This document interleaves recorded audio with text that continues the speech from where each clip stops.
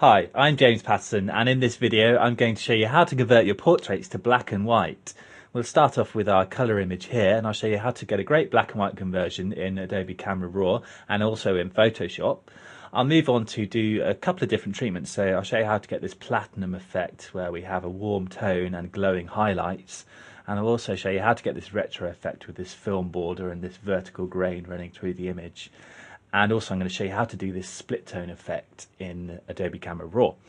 So let's start by opening up our portrait before image into Raw, and you may have noticed I'm working with a JPEG here, but we can right click on it and go to Open in Camera Raw. This will open it into ACR.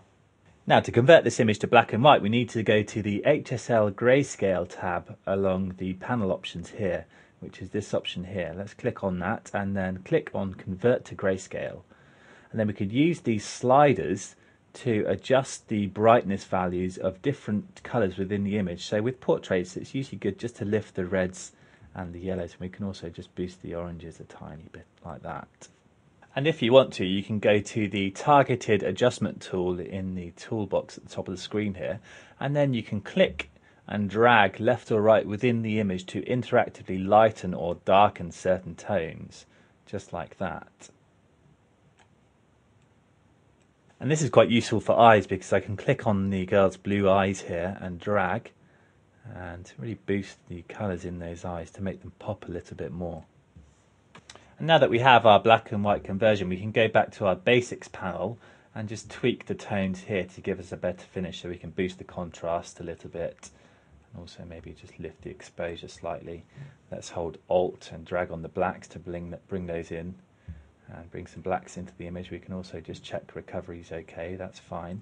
And there we go, I think that's all we really need to do to get a great black and white conversion.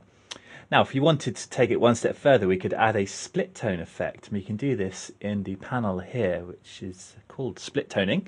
So let's click on that, and let's just bring the saturation of the highlight section up a little bit to about 20, and then we can use the hue slider to adjust the colours that will only be applied to the highlights.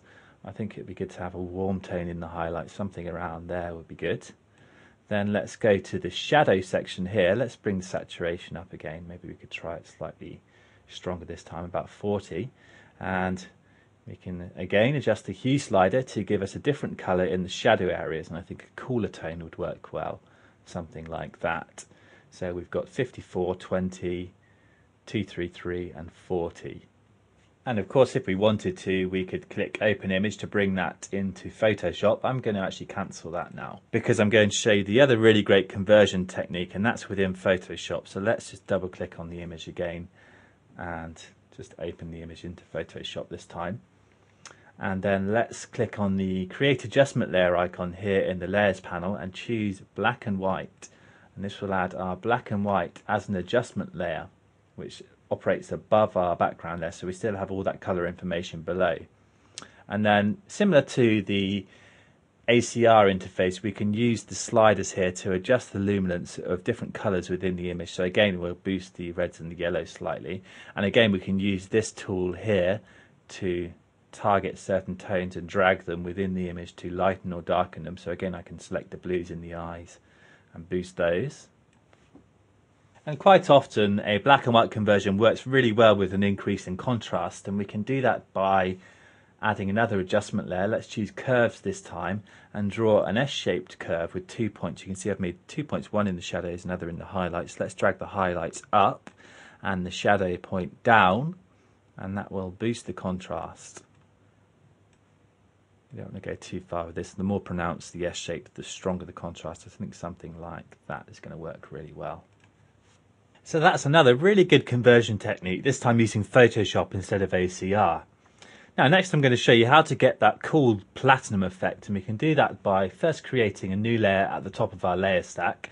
Let's give it a name, let's call it Platinum. And then let's press Command or Control, Shift and Alt and E, and this will copy all of our layers below and merge them into that one layer. We can then right click on this layer and choose Convert to Smart Object. And this means that any filters we apply, we can do so non-destructively, so we can go back and tweak the settings later if we want. Now let's go to Filter and distort, diffuse glow. And let's just drag around in the preview window here. We could maybe just zoom out slightly to give us a better view of the image.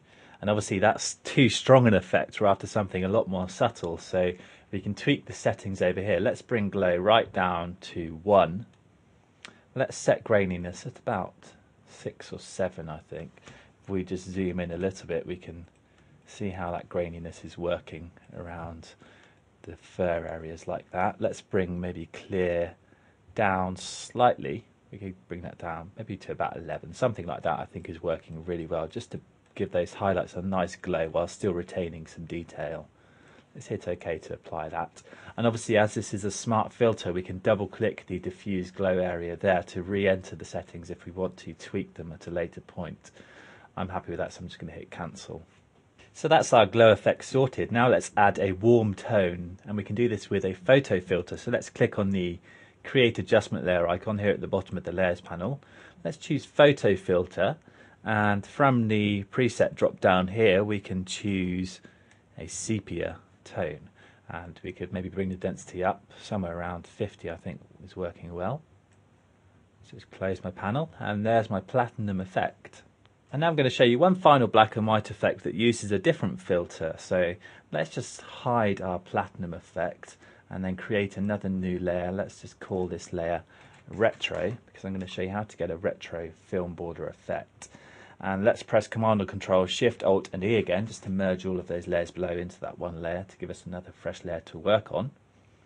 Now let's go to my black and white border image, which I have here. I'm going to just click on that and drag it into my main image, and then down into the image and release to sit it on top. You can see it in my move tool options here. I have auto select and show transform controls checked. This gives me my bounding box, which I can use to transform my layer. And I'm just going to resize it like this. I'm not too worried about upsizing it because it's a fairly simple shape. Just double click to apply that. I'm going to lower the opacity just to see how that's working with the image underneath. I think that's working really well. So let's bring that back up to 100%, then grab the crop tool.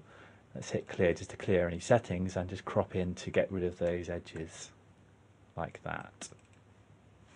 Now we need to hide the central portion of this layer so that we can reveal the layer underneath. So let's grab the Magic Wand tool from the Tools panel here. Make sure we have contiguous checked. We'll set tolerance to about 15 and then just click within that central area to select it.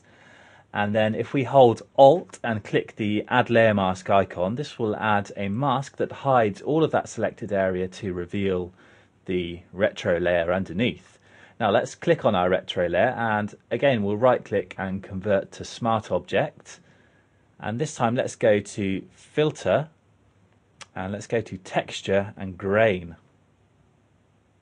Now in my texturizer options, you can see I can choose to adjust the intensity and the contrast. Let's just zoom out slightly so we can see the face a bit better. So maybe we can increase the intensity of the grain a little bit more, so around 60 I think. Leave contrast as it is. And I'm going to apply a second type of grain, and we can do this by clicking on the new effect layer option here. This will give us a second filter that we can use. So let's change the grain type of this second filter to vertical, and you can see this, that gives us this cool kind of streaky effect. We need to maybe lower the contrast. Let's bring it right back and also drop the intensity back as well, just to make it more subtle. And there we go, that's working really good I think. So let's hit OK to apply that. And that's our grainy film effect. If we zoom in closer, you can see that the noise that we've added has left us with some coloration around the image. So we're going to finish off just by adding an adjustment there. Let's choose hue saturation, just drag the saturation right back to get rid of all of that coloration. And there we go, that's it. Thanks very much for watching.